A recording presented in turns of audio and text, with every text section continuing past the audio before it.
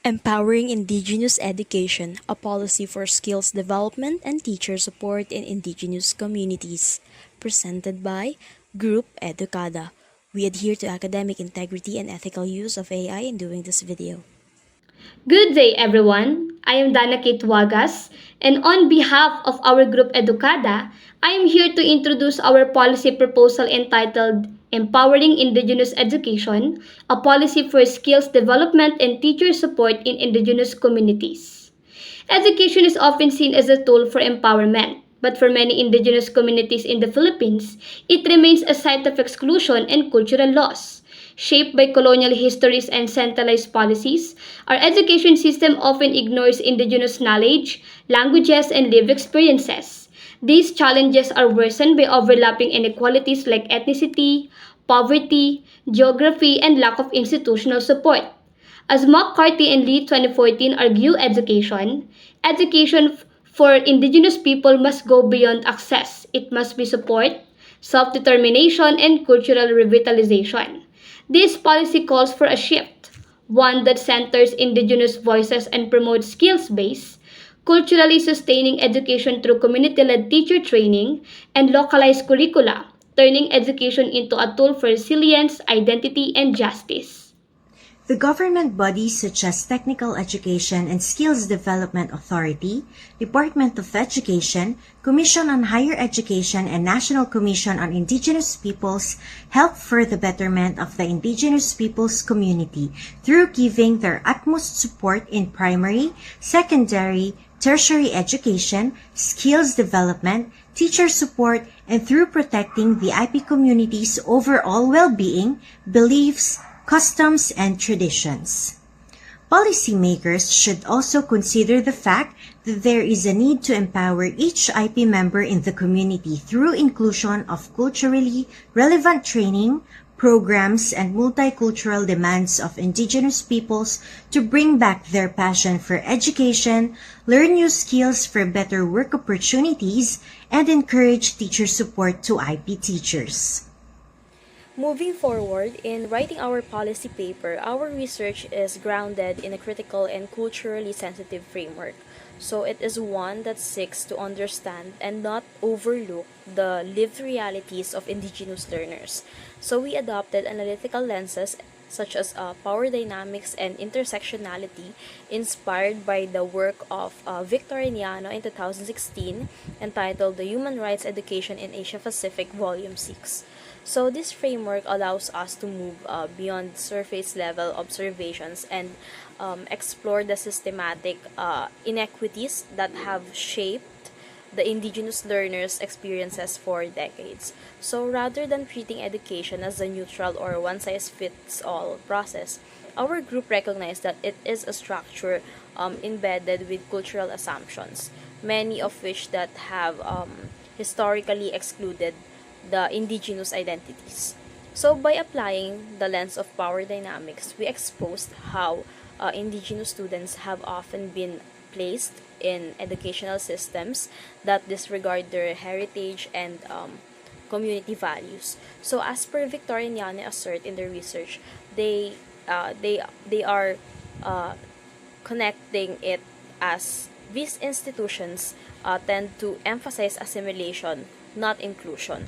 So it pushes the indigenous learners to conform, and in doing so, it alienates them from their own cultural roots. So this results in high dropout rates, disengagements, and a general lack of representation in academic spaces. So going back, our policy research seeks to revise this narrative. So we argue that education must be transformed into a platform for empowerment where indigenous people are not merely the recipients of instruction but the co-creators of the learning process. So this includes the meaningful integration of indigenous knowledge, system and practices, or the IKSPS, into the curriculum, such as well as the development of skills programs tailored to the actual needs, traditions, and economic realities of indigenous communities. So to support and inform this policy framework, our group's research employed a qualitative and exploratory methodology. So it intentionally designed to gather nuanced and grounded insights from individuals directly involved in the field of Indigenous education. So we conducted a structured questionnaire with five carefully selected participants forming a purposive sample. So this included two teachers from schools serving indigenous communities, one local stakeholder, and two members of the Dumagat tribe of Bulacan. So each participant brought a unique perspective, whether as an educator navigating institutional challenges or as a community member experiencing the effects of the current educational system firsthand. So the questionnaire was designed to uncover the core themes related to skills development. So teacher support also is included, curriculum relevance and barriers to educational access. So the responses allows us to identify gaps, the strengths and weaknesses, the opportunities for intervention, and most importantly, the methodology centers the voices of those who often left out of educational policy making here in the Philippines. So, good afternoon, everyone. So, these research findings rectify on how the investigated the educational needs of indigenous communities. So, revealing key areas for improvements. For the record, the research findings use a mixed methods approach, which combining a qualitative data from a small sample, 5 participants, with quantitative data from a larger scale survey with 27,126 respondents and existing literatures. So the findings strongly suggest a need of significant changes in educational practices and policy. So here's the key findings. So in skill-based education, all 5 participants was 100% in the smaller study agreed that the skill-based education should be prioritized to improve community livelihood. And at the same time, cultural relevant pedagogy, a significant majority of 80% found current teaching methods incompatible with indigenous cultures, highlighting a need for culturally responsive pedagogy. And the community engagement has a substantial portion, or 60%, which is expressed concern over the lack of community involvement and in curriculum development. And at the same time, the teacher training, it's both teachers 100% emphasize the crucial role of professional development tailored to indigenous context. So we also have barriers specific in logistics. So the transportation, geographical, remote, and identify a major obstacle to students' attendance, which is under only 47%. So, aside from the key findings, we also have supporting evidence. The study's findings are supported by Victor's and Yano's research on indigenous education in the Asia Pacific region. This research or studies emphasizes the importance of culturally relevant education and the inclusion of indigenous perspectives in policymaking.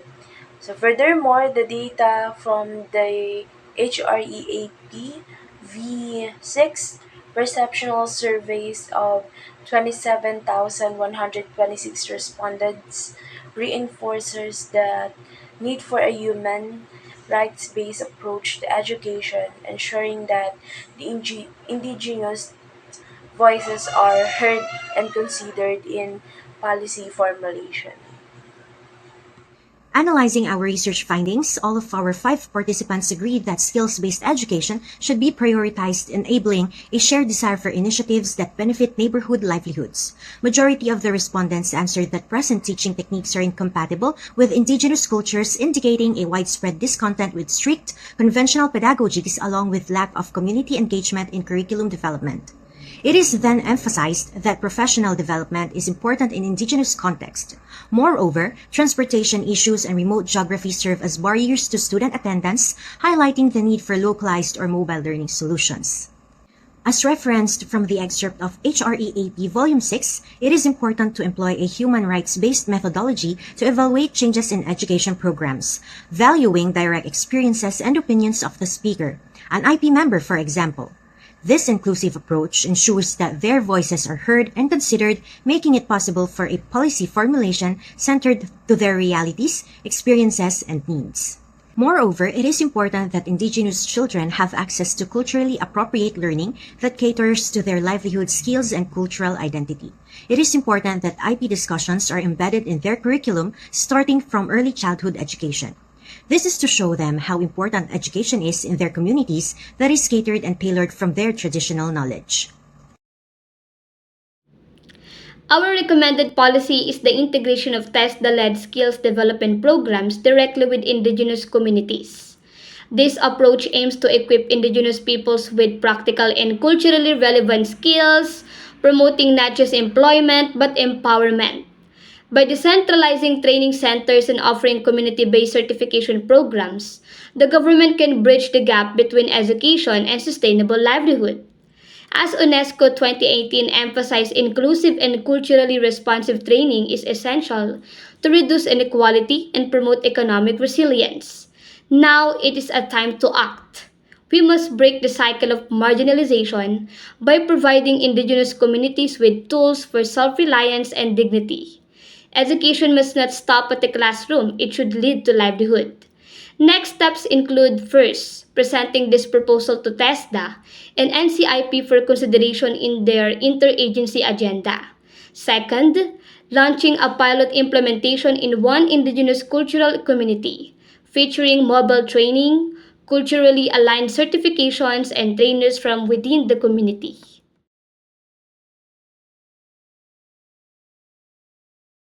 In closing, Indigenous people deserve more than visibility. They deserve a voice in shaping the education that reaches them. Through our proposed policy, we aim to bridge the gap between tradition and progress, identity and opportunity, by embedding culturally relevant, skill-based programs within Indigenous communities. We offer a future where education empowers and not erases. We are Group EDUKADA, believing that inclusive education is not just a right, but a responsibility.